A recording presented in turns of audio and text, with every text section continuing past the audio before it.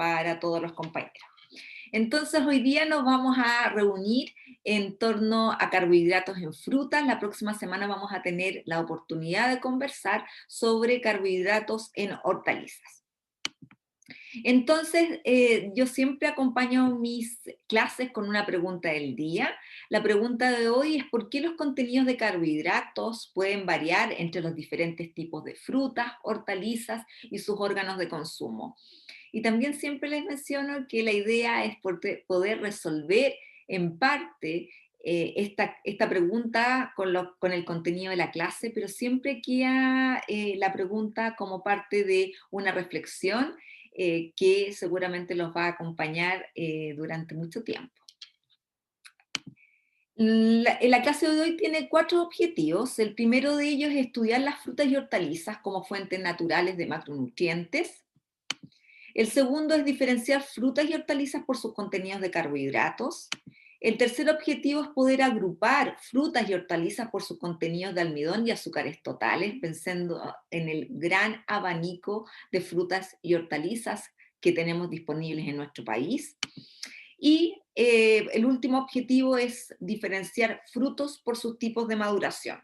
Si se fijan, en estos objetivos se plasma frutas y hortalizas, porque para la clase de hortalizas van a ser los mismos objetivos, pero hoy nos vamos a concentrar en frutas.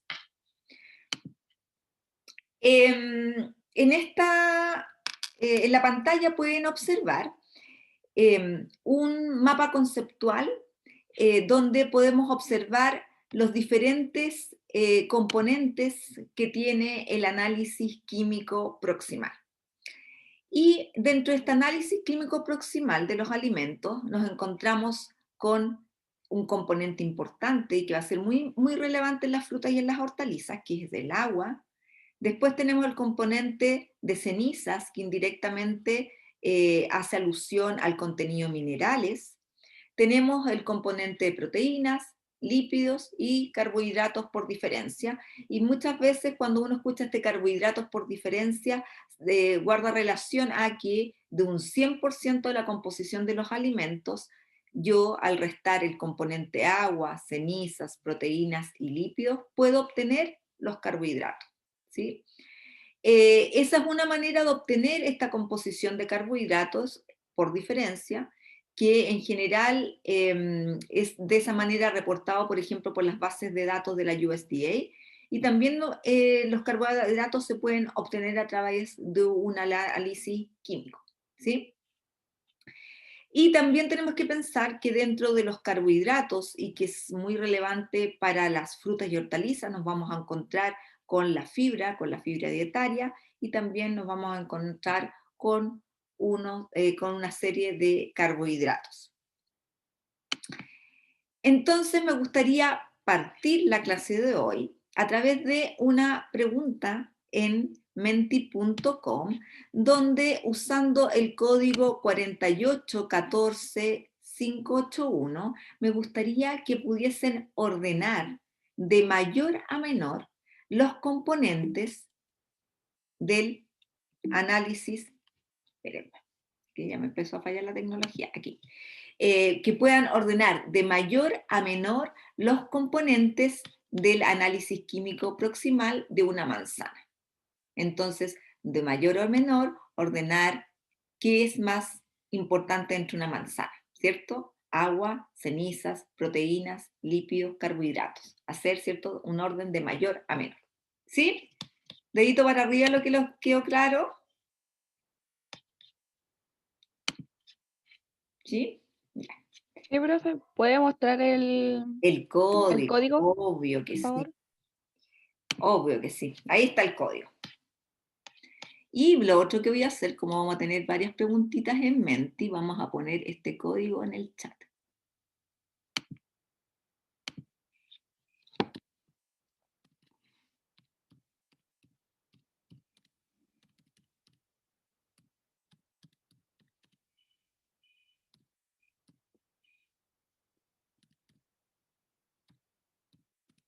Ahí. ¿Ya? Para que no se nos olvide con las preguntitas siguientes. Entonces aquí yo tengo que poner ahí y ir a mente.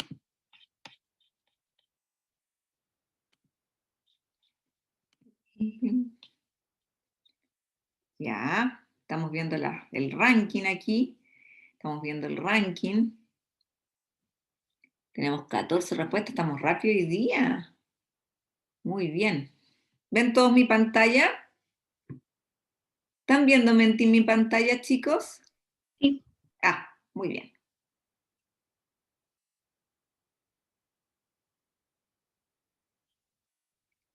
Bueno, tenemos 24, pero la tendencia la tenemos, ¿cierto? Agua y carbohidratos aparecen como los componentes principales dentro de este análisis químico proximal de la manzana. ¿Ven bien ahora mi PowerPoint, cierto?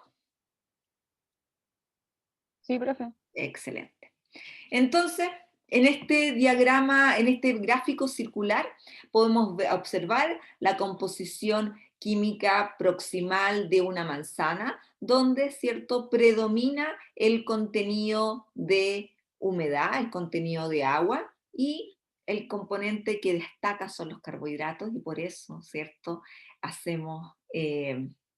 tenemos la clase de hoy dedicada a los carbohidratos. Entonces, una cosa que es muy importante tener presente, que en general las frutas tienen un alto contenido de agua, un bajo contenido de ácidos grasos y de proteínas. Y cuando hablamos de en general, tenemos que pensar que cuando hablamos en general tenemos excepciones, ¿cierto?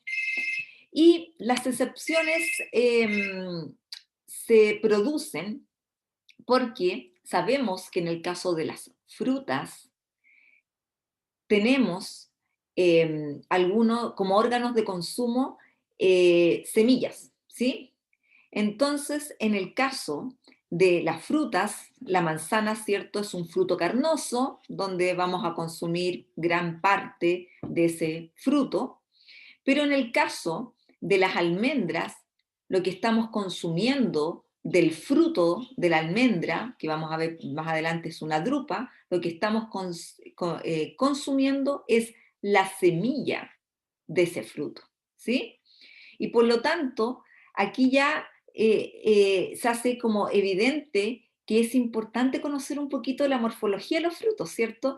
Porque obviamente la composición de un fruto carnoso es distinta a la composición de una semilla, ¿sí? De ahí, si no nos acordamos de las clases de biología del colegio, sabemos que en el caso de las semillas, ¿cierto? Las semillas son un reservorio de reservas para producir una nueva planta. Entonces, al observar la composición de la almendra, que nuevamente estamos hablando de la semilla de un fruto, nos encontramos con un contenido de lípidos importante, 50%, es decir, 50 gramos por 100 gramos de almendra son lípidos, carbohidratos y proteínas. Entonces, dejando a un lado nuevamente estas excepciones, nuevamente nos vamos a que el mayor contenido, ¿cierto?, en frutas es agua y son carbohidratos. También cuando estudiamos las frutas y en general cuando estudiamos los alimentos de origen vegetal, tenemos que conocer un poco la nomenclatura botánica, ¿sí? Entonces, esto nos va a acompañar seguramente en los cursos sucesivos y sobre todo cuando realicen sus unidades de investigación. ¿Y por qué es importante conocer la nomenclatura botánica de un fruto? ¿Por qué es importante? ¿Qué frutito estamos observando en la fotografía que ven en su pantalla? ¿Qué frutito estamos observando? ¿Alguien lo conoce? Pueden prender el micrófono y decirme. A mí ustedes me pueden interrumpir las veces que quieran, chiquillos. ¿Ya? Ah, excelente, excelente. Qué conocimiento. Es efectivamente la murta. Entonces, cuando uno piensa en la murta en su nombre en Mapuzungún es uñi. Así la conoce el pueblo mapuche. Los chilenos que se la llevaron a Australia la conocen como Chilean guava. guava. Los chilenos que viven en Chillán, en Linares, en la zona norte de la distribución natural de la murta, la conocen como murtilla. Y la gente ya más del sur la conoce como murta. ¿Sí? Entonces nos encontramos con diferentes nombres comunes para una misma especie botánica. Entonces, aquí se hace importante el nombre científico y la nomenclatura botánica, porque en general el nombre científico es exclusivo para una especie botánica en particular. Existen siempre excepciones, que existen un par de sinonimias para una misma especie, pero en general es una sola nomenclatura botánica. Entonces, junto con la nomenclatura botánica, también muchas veces va el nombre de la familia botánica. La familia botánica, ¿cierto?, dentro de la taxonomía vegetal es la que reúne una serie de géneros y especies. Entonces, cuando pensamos en este nombre científico, que es parte de esta nomenclatura botánica, nos vamos a encontrar con el género, que en general va en cursiva. En letra cursiva nos encontramos con la especie, nos encontramos con el apellido, o en este caso con la inicial del apellido del botánico que la describió por última vez. Y aquí yo les decía que iba acompañado de esta familia botánica, que en este caso es la mirtácea. Entonces, en los glosarios de frutas y hortalizas ustedes van a encontrar la nomenclatura botánica, es decir, el nombre científico y la familia botánica. Pero ¿por qué es importante un poquito acercarse? Y claro, por un lado tenemos que el nombre científico nos permite aunarnos hoy efectivamente de qué especie en particular estamos hablando, ¿cierto? Pero también la familia botánica nos entrega información. Nos entrega información porque las familias botánicas reúnen especies que tienen características o ciertas características en común.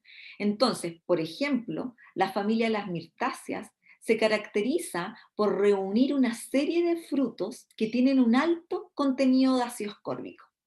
Yo les decía Murta Chilean guava, porque el aroma, ¿cierto?, es parecido a la guayaba. La guayaba también es un fruto de la familia de las mirtáceas, y el contenido, ¿cierto?, de ácido ascórbico de la guayaba es muy alto, ¿sí?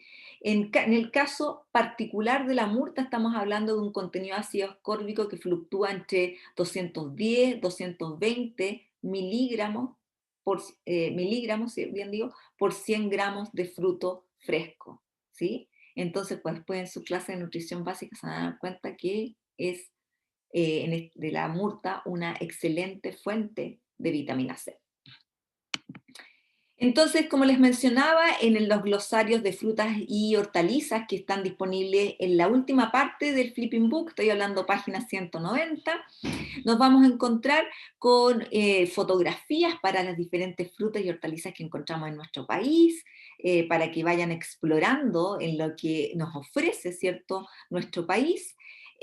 Vamos a encontrar para cada una de ellas, vamos a encontrar el nombre en español, el nombre en inglés, el nombre científico, la familia botánica y el órgano de consumo. En el caso de frutas, cuando vamos a hablar de órgano de consumo, sabemos que van a ser frutas y semillas, pero también cuando vean la parte de órgano de consumo vas a hablar del tipo de fruto de dónde proviene, ¿ya? Entonces va a haber drupas, bayas, hesperidios, etc.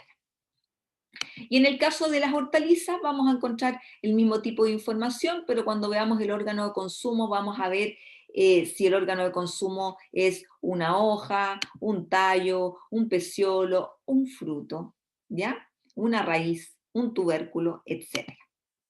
Entonces, cuando hablamos de frutas disponibles en Chile y familias botánicas, nosotros podemos construir este gráfico de torta.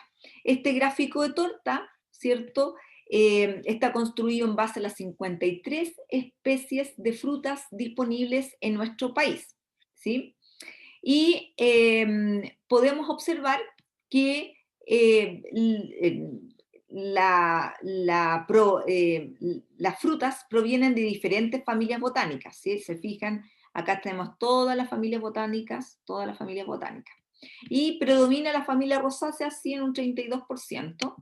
Y cuando se construyó este grafiquito, se incluyeron 53 especies. ¿Por qué es un número un poco más alto de lo que vimos en la primera clase? Porque acá se incluyó el melón, se incluyó la sandía, melón y sandía, frutas que nosotros sabemos que productivamente se estudian dentro de las hortalizas, y también se incluyó el maní y el cajú. Y tenemos que pensar que maní y cajú son frutos principalmente de importación. Entonces, para que no se nos olvide, ¿cierto? Estas frutas, su mayoría son de producción nacional, a excepción de plátano, maní y cajú, que en el caso de plátano maní hay cultivos experimentales de ellos en Chile, pero principalmente son frutos de importaciones y que se traen a nuestro país. Y cuando vemos las familias botánicas, vamos observando que estas frutas provienen de 24 familias botánicas diferentes, y uno dice, ¿cómo entonces las puedo clasificar para entenderlas mejor? Y en el caso de las frutas, desde el punto de vista pedagógico y desde el punto de vista comercial, las frutas no se clasifican de acuerdo a su familia botánica, sino que se clasifican de acuerdo a su morfología de frutos. ¿Sí? Y para ello vamos a volver a Menti para poder entender un poquito qué impacto tiene la morfología del fruto en la manipulación de alimentos. ¿Ya? Entonces, mientras ustedes me pueden responder en el Menti, o pueden reflexionar sobre el impacto que tiene, por qué es importante, ¿cierto?, esta morfología del fruto en la manipulación de alimentos, yo voy a hacer como un recordatorio bien rapidito, ¿ya? Pero esto va a quedar plasmado en la siguiente diapositiva. Tenemos un poquito un recordatorio de biología celular del colegio. En la parte izquierda, ¿cierto?, de esta ilustración podemos observar un esquema de un corte vertical de una flor de naranjo. Y podemos observar en la parte del carpelo las diferentes partes que tiene este carpelo. Y en la parte derecha de la ilustración podemos observar un fruto, un esquema, ¿cierto?, del corte vertical de un fruto de naranjo, y podemos observar cómo las diferentes partes de ese carpelo van a conformar después las diferentes partes del fruto de naranjo. Entonces, en este fruto de naranjo vamos a poder observar que tenemos un pericarpio que claramente podemos identificar tres partes. Y después lo vamos a ver en fotografía. Vamos a tener una parte exterior, que es el epicarpio. Después vamos a tener una parte intermedia, que es el mesocarpio, que es en la parte esa esponjosa blanca del fruto, ¿cierto? Y vamos a ver un endocarpio jugoso lleno de células jugosas que van a contener, en este caso, la semilla. ¿Sí? Entonces, esta es una fotografía, podemos observar este carpelo que se va engrosando para formar el fruto. Entonces, ¿por qué es importante este recordatorio del origen del fruto? Porque cuando las paredes del ovario, es decir, los carpelos, ¿cierto?, forman este fruto,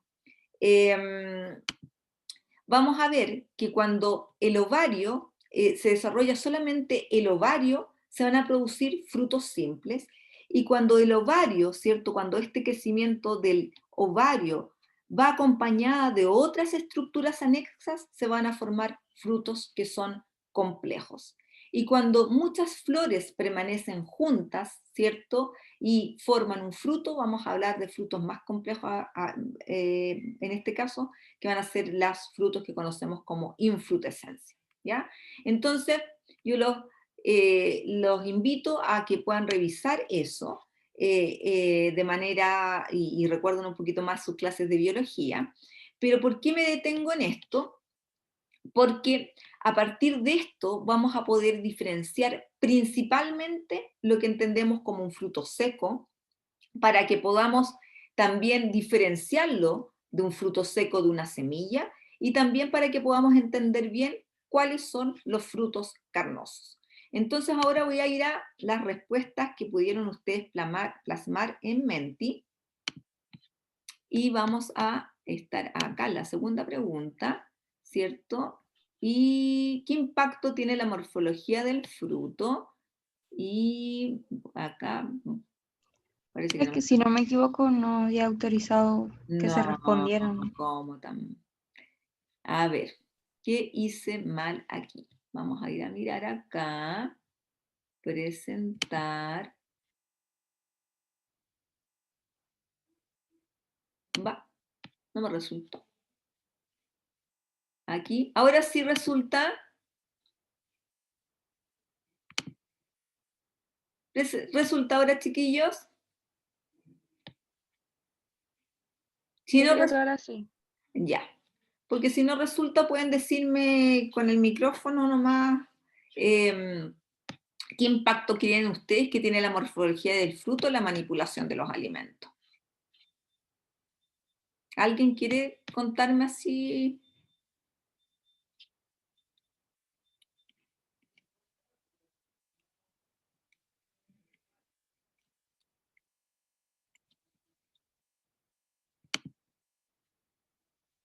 Vamos acá, vamos a volver ahí. No sé por qué se puso eso. A ver. ¿Pudieron escribir sus respuestas, chicos, o no?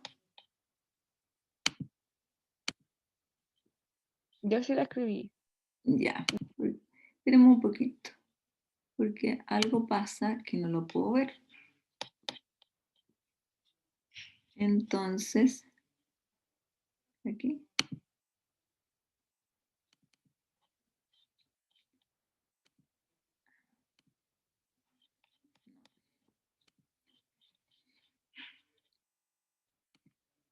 No, acá está. Entonces, ¿qué impacto tiene? Su vida útil y almacenaje, sí, es muy cierto. Los frutos carnosos, los frutos secos y las semillas van a tener una distinta vida útil, y por lo tanto eso también va a incidir en su almacenaje. Sí, la dificultad en la cosecha, pensando que cuando hablamos de productivamente de frutos, estamos hablando que se cosechan, los frutos que se extraen de la naturaleza se recolectan, y la morfología impacta en el cuidado del fruto y en la duración, muy relacionada con la primera respuesta. En la forma de consumo y el almacenamiento, sí, porque también tenemos que pensar, y eso va a ser súper importante desde el punto de vista de los desperdicios, es que algunos frutos, de acuerdo a su morfología, van a tener partes que son comestibles y otras que no son comestibles.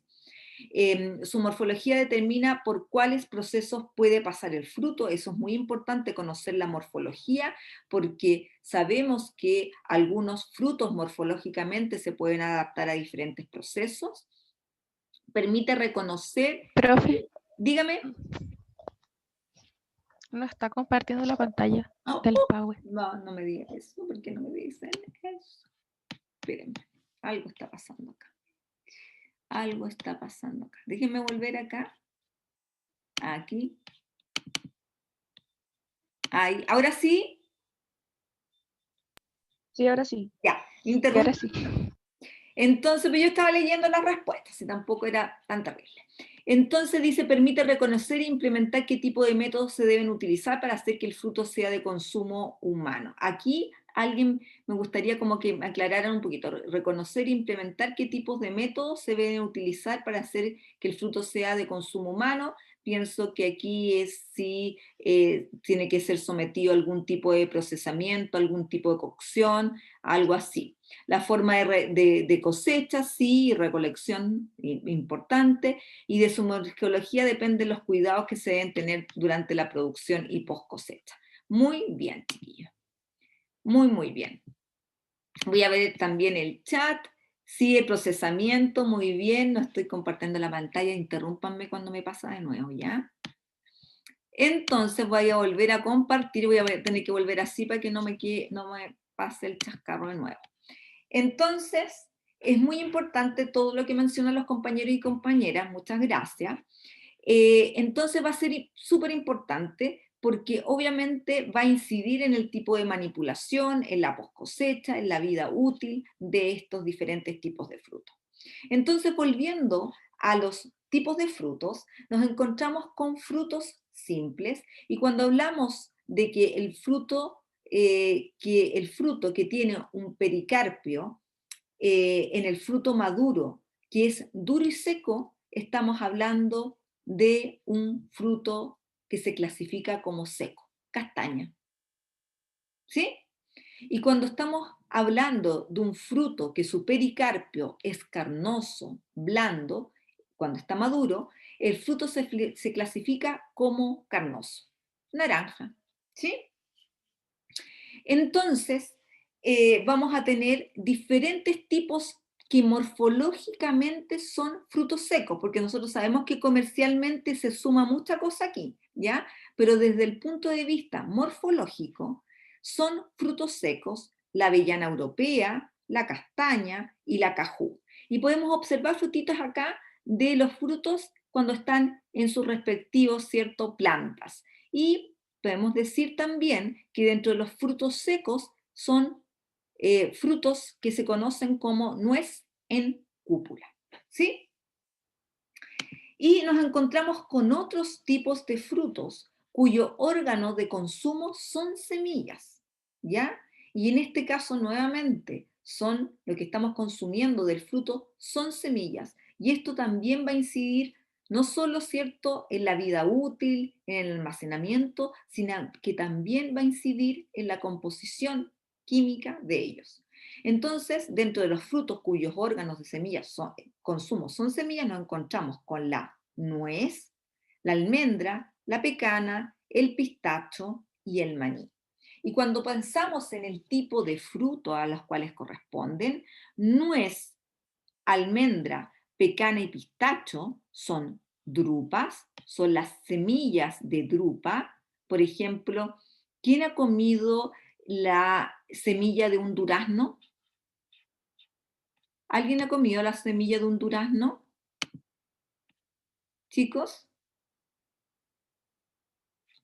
¿quién ha comido la semilla de un durazno? Nunca. Bueno, la semilla del durazno tiene un sabor bastante parecido a la almendra, por ejemplo, ¿ya?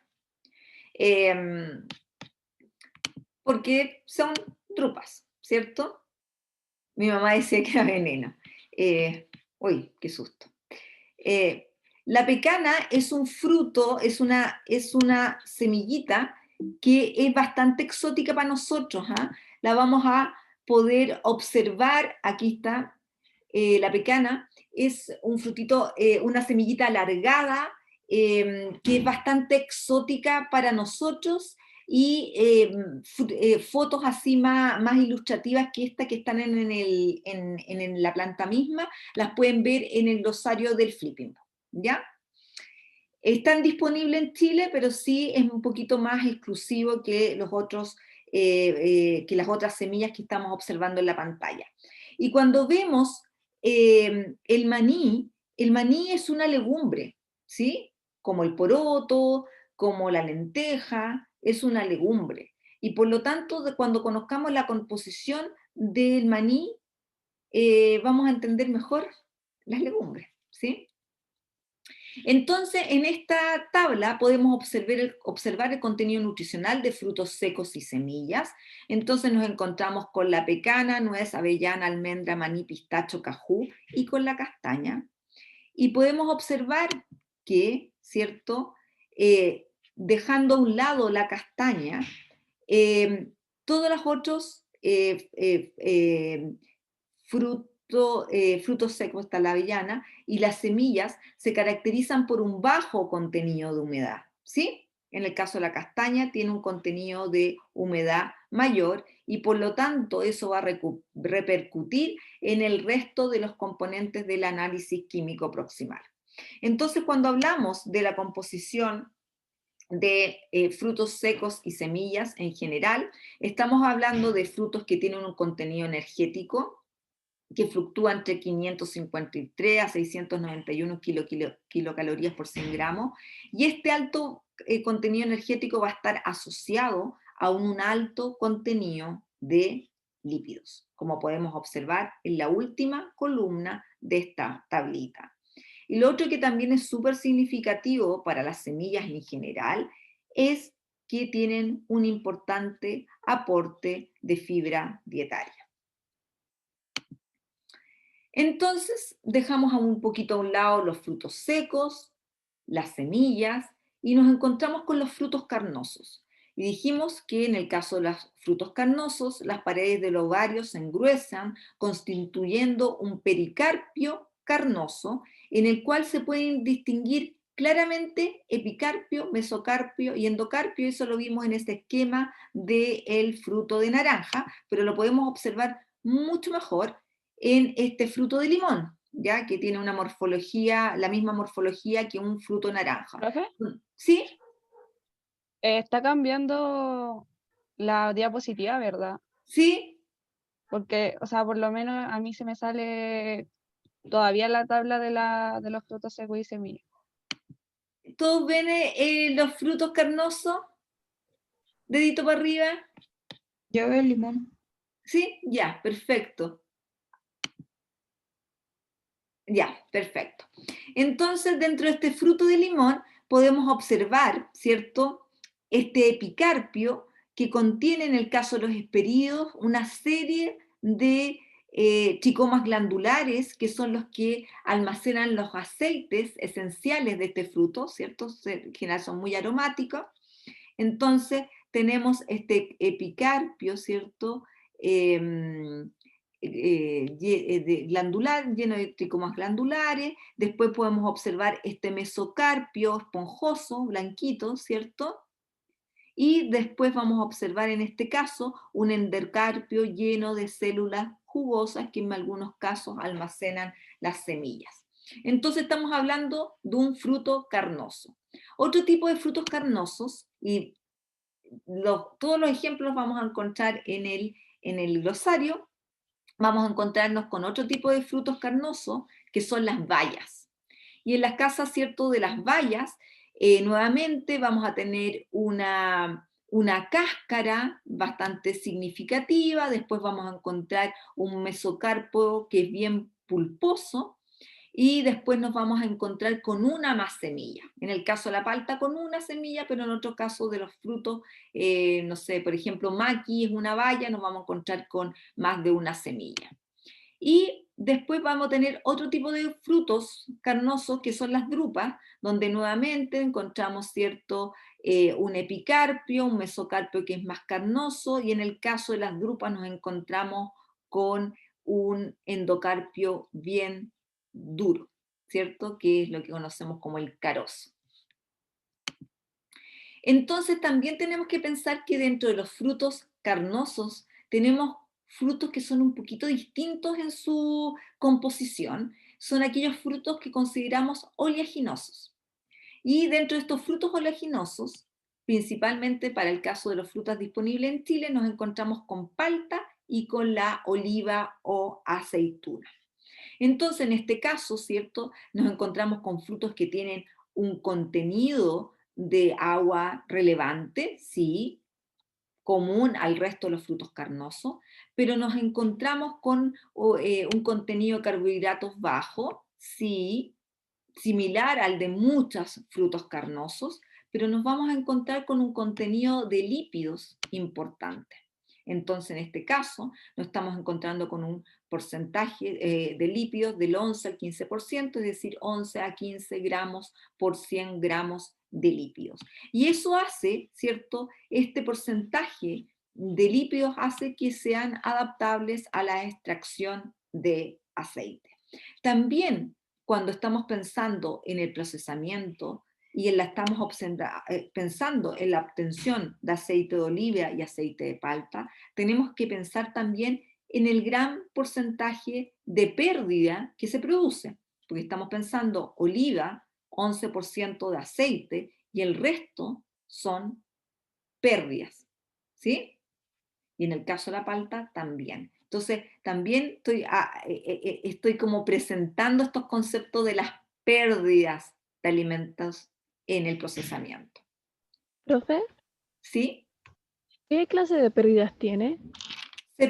Piensa que lípidos, ¿cierto? Estamos pensando que cuando se tritura, ¿cierto? La aceituna para la extracción de aceite, se extrae el aceite y todo el resto del fruto queda como subproducto, es decir, queda acá parte del mesocarpio, de la pulpa de esa oliva, queda parte de la cáscara, queda parte del cuesco, ¿sí?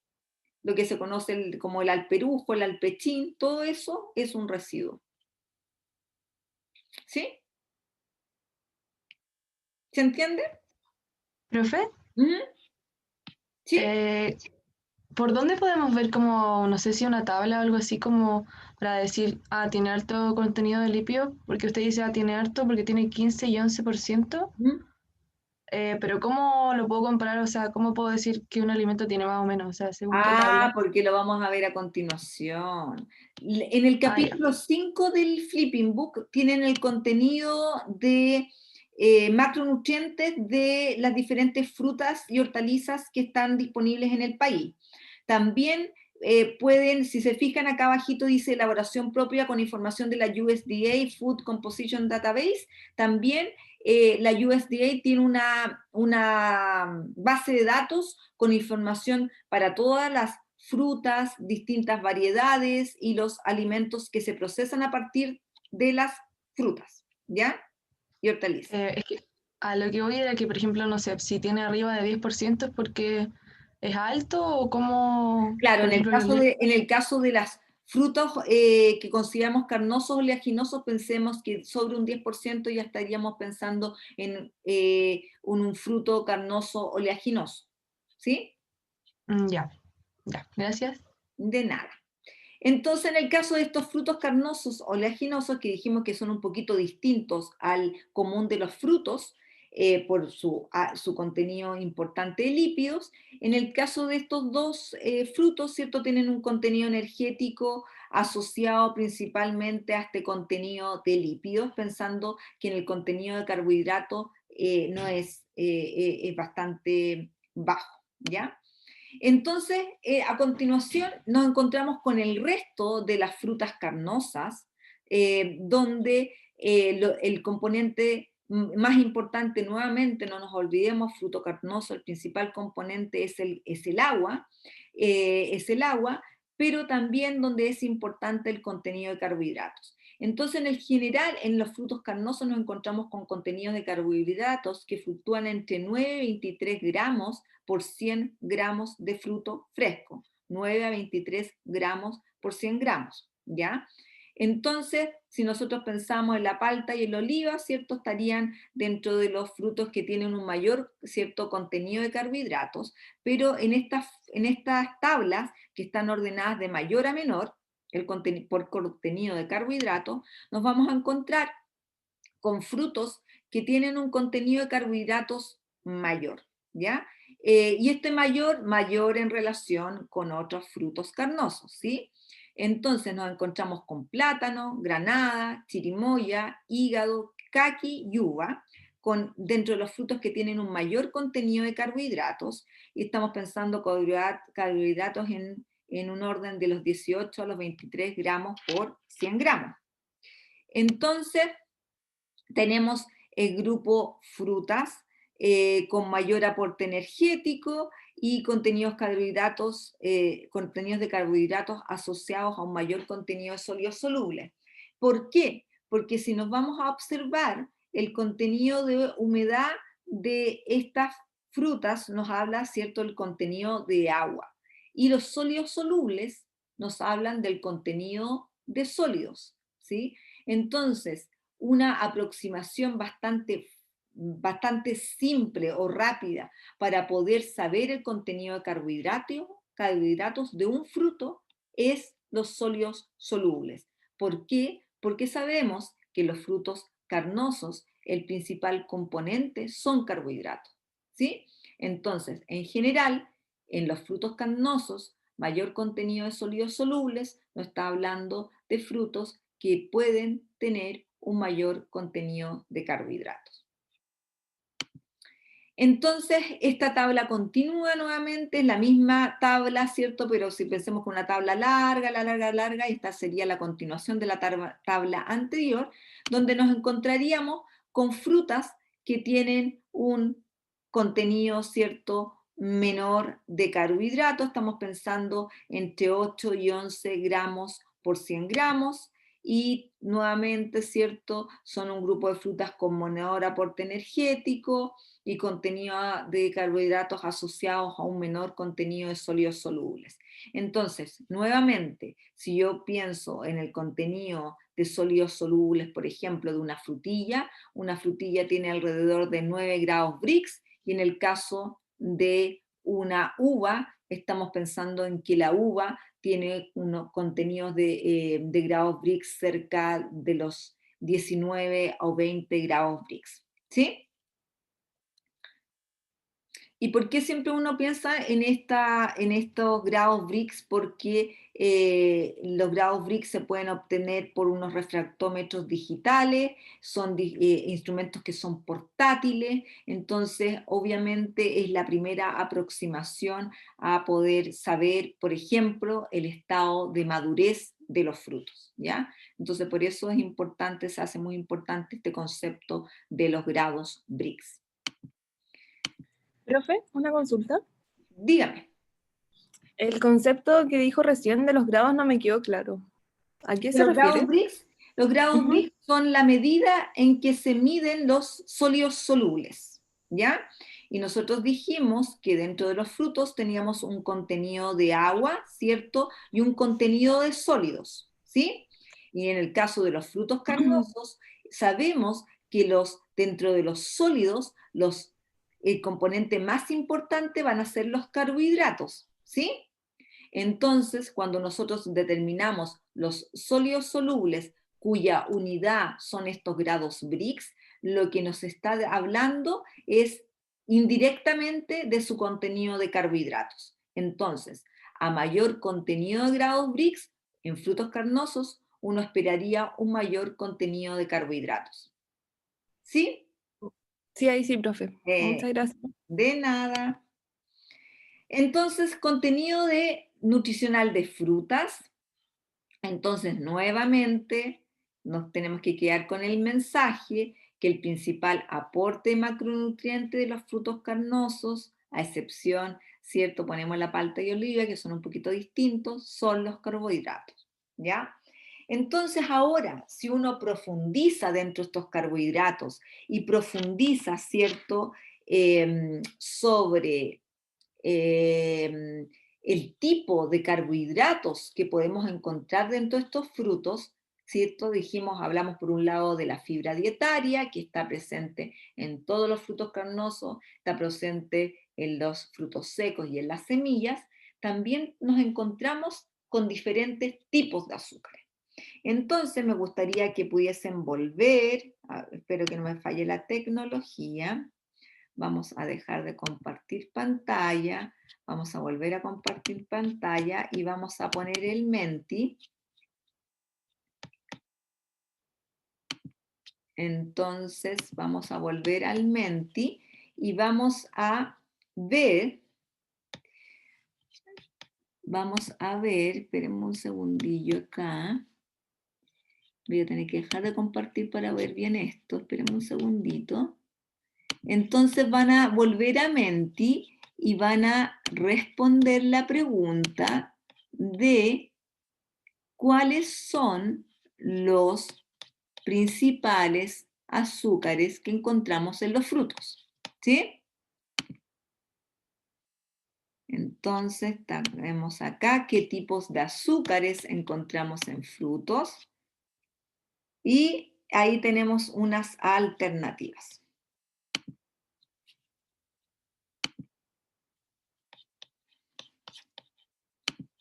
¿Ven la pregunta en el Menti?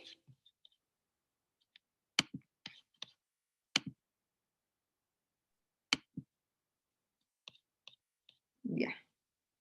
Entonces, Sí, se ve. qué bueno. A ver.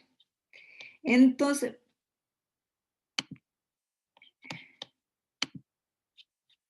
espérenme.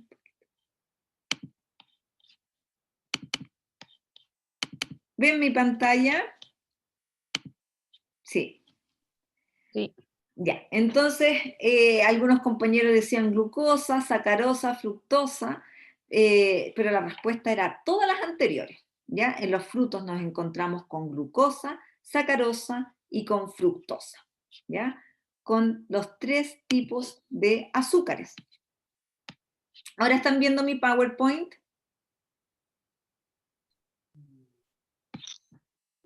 Chicos, Sí. ven mi PowerPoint. Profe. Maravilloso, gracias. Entonces, cuando pensamos en los tipos de azúcares que nos encontramos en los frutos, hablamos de los azúcares totales, ¿sí?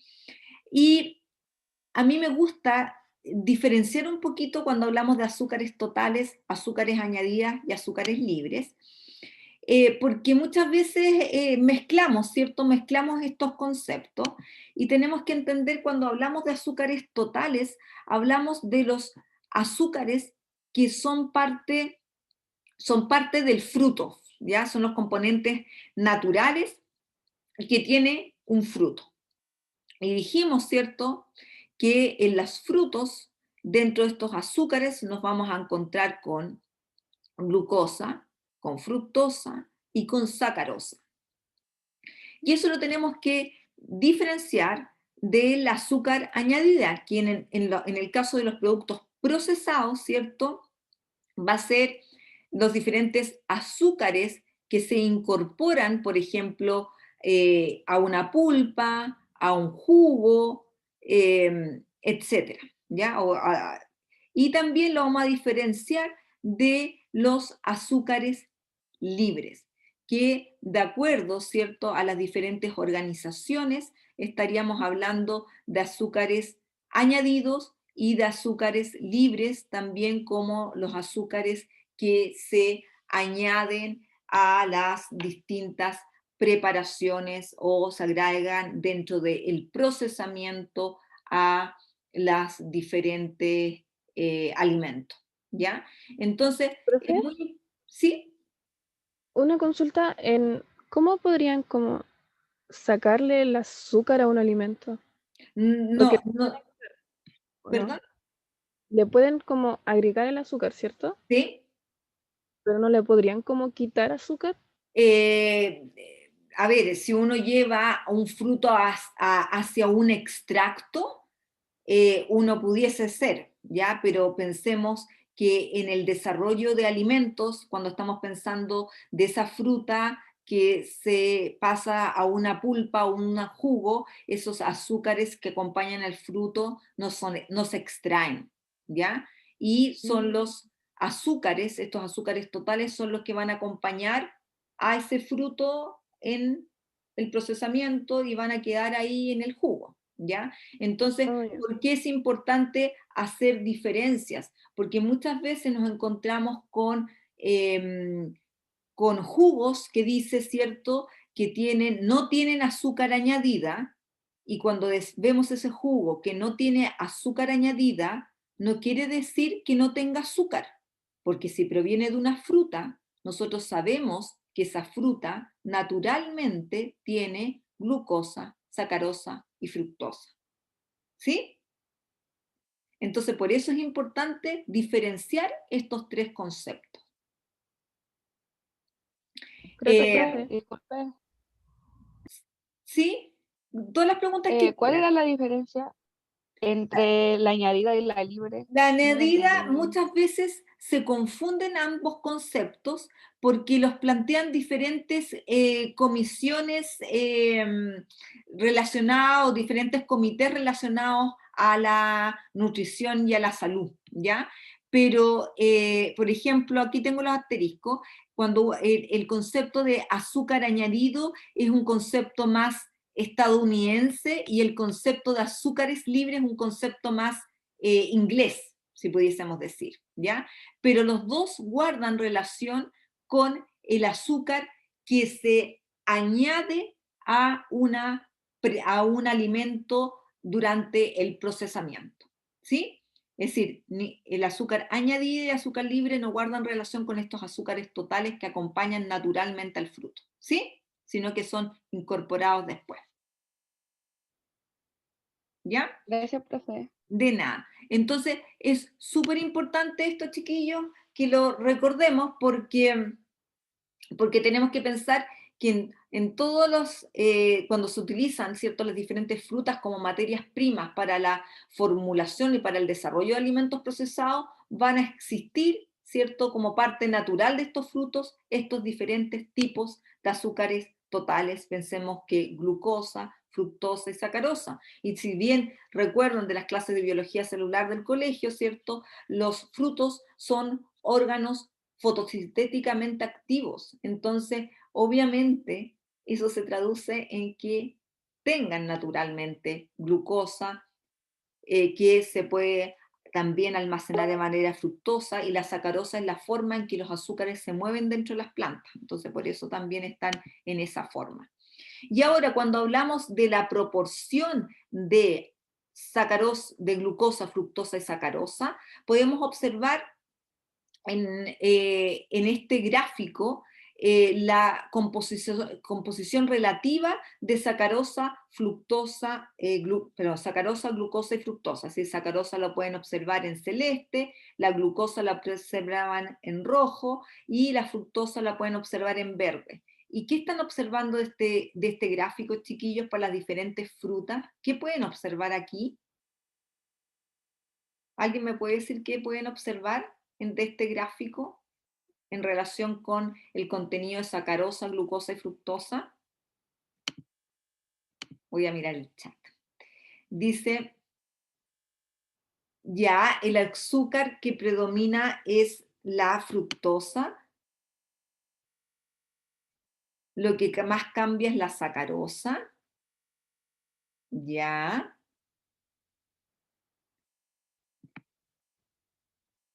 Las dos respuestas podrían ser correctas, pero lo más relevante es poder ver que los contenidos de sacarosa, glucosa y fructosa varían en las diferentes especies de fruta, ¿sí?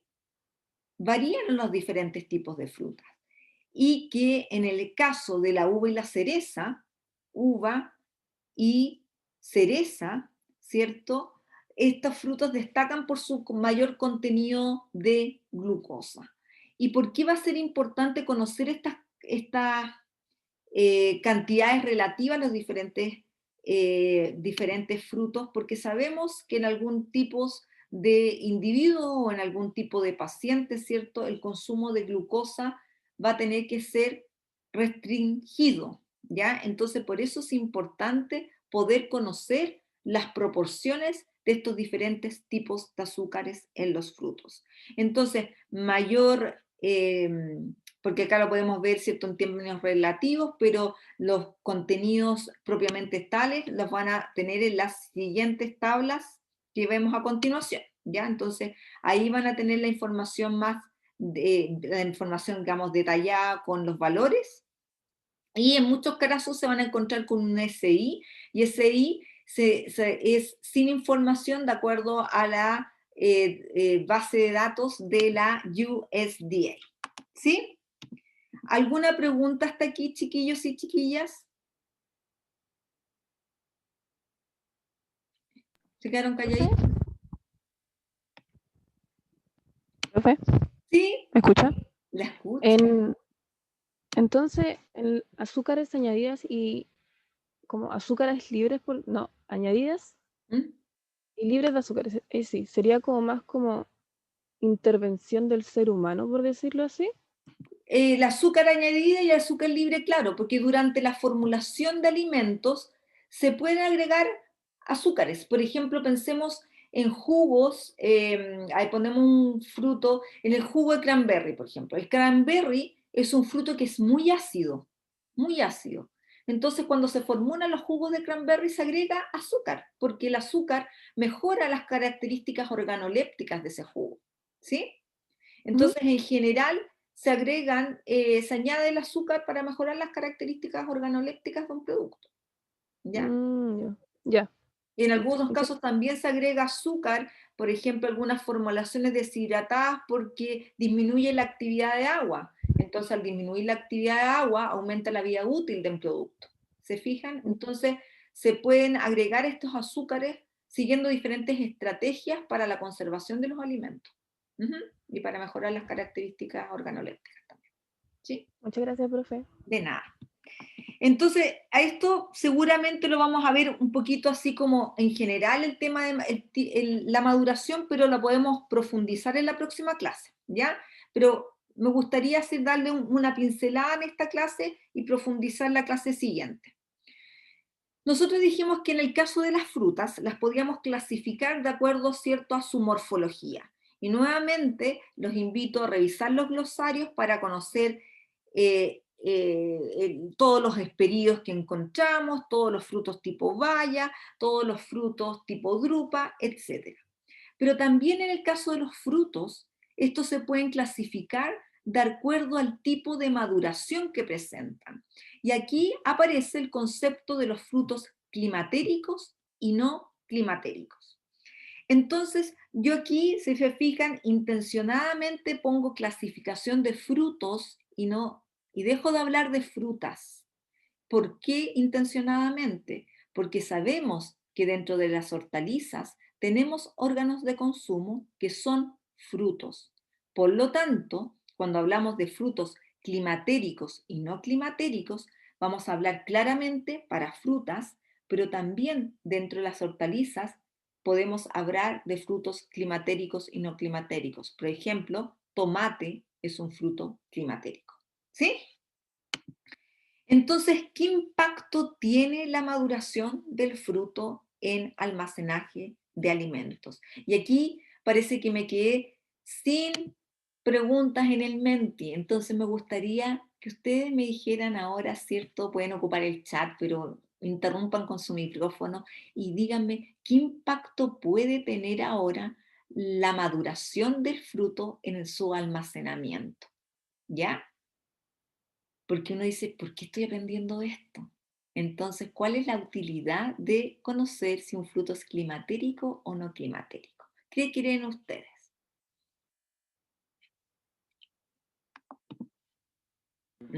Profe, ahí no va de acuerdo también lo que es temperatura y sellado, ¿Perdón? ¿o no? Porque no va como de la mano con lo de el sellado, El por el tema sellado, de almacenaje, ya, pero el sellado ¿en qué sentido? como al vacío, Ya, como al guardarlo. ya. A Lo eso que voy. pasa es que cuando, sí, tiene un poquito de relación, porque también tenemos que pensar que los frutos durante su post cosecha, durante su almacenamiento, sufren de respiración celular. Y por eso se guardan refrigerados, porque al almacenarlos refrigerados, esta tasa respiratoria baja. Y si yo los sello al vacío, tengo menos oxígeno disponible. ¿Sí? Entonces sí Sí. tiene relación. Ya. Entonces nos encontramos con la definición de maduración y se define maduración como un proceso fisiológico que involucra la inducción y aceleración de una variedad de procesos metabólicos regulados y catalizados molecular y enzimáticamente. ¿Ya?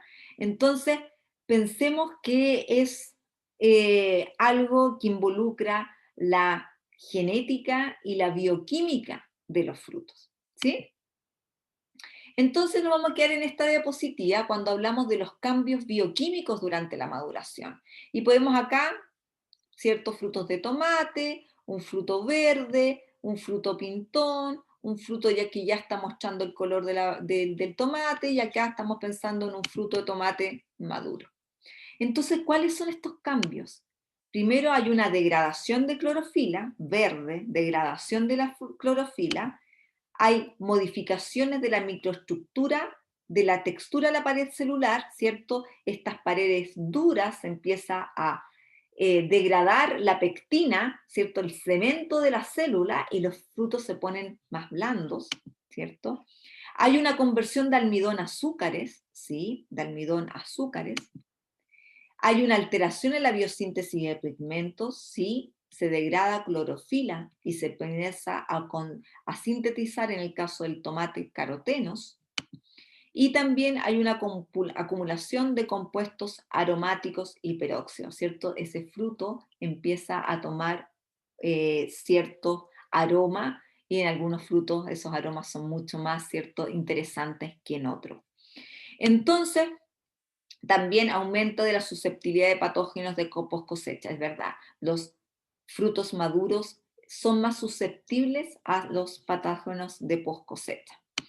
Entonces, cuando pensamos en este fruto verde que madura, ¿cierto? Fruto verde, empieza a cambiar de color, y acá está más amarillo, maduro. La maduración, por lo tanto, ¿cierto?, son todos los cambios que sufre este fruto para transformarse en un fruto que es comestible, ¿sí? Que es comestible. El fruto pierde su verdor, se pone blando, se pone dulce y por lo tanto se hace comestible, ¿sí? Entonces la próxima clase vamos a profundizar un poquito más en esto, ¿ya? Pero les voy a dejar las diapositivas para que igual vayan explorando. Vamos a hablar, ¿cierto?, de un poquito algunos conceptos involucrados en la fisiología de la maduración. Vamos a introducir el concepto del etileno, y también ahí está lo que dice la compañera, yo bajo el oxígeno, también bajo la actividad del etileno, ¿cierto? O regulador de crecimiento, una hormona de origen vegetal, involucrada en la maduración de los frutos climatéricos. Y por último vamos a ver clasificación, y vamos a conocer los frutos que son climatéricos y los frutos que no son climatéricos. Entonces yo finalmente los quiero invitar a que en el Menti quedó esta preguntita: ¿qué preguntas tengo sobre esta clase? ¿Ya? Como nos vamos a ver la próxima semana, me gustaría conocer qué dudas tengo o qué preguntas tengo sobre esta clase, ¿ya? Entonces, si no me falla la tecnología, vamos